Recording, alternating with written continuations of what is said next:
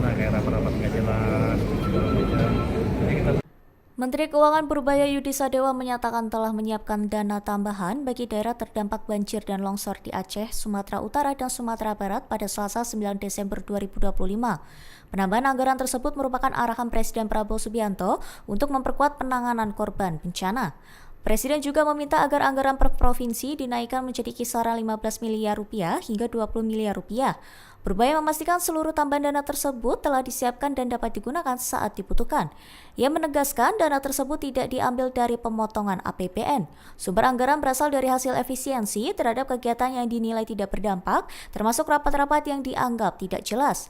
Purbaya menyebut telah melakukan penyisiran anggaran 2026 untuk mengurangi. Download Tribun X sekarang, menghadirkan lokal menjadi Indonesia.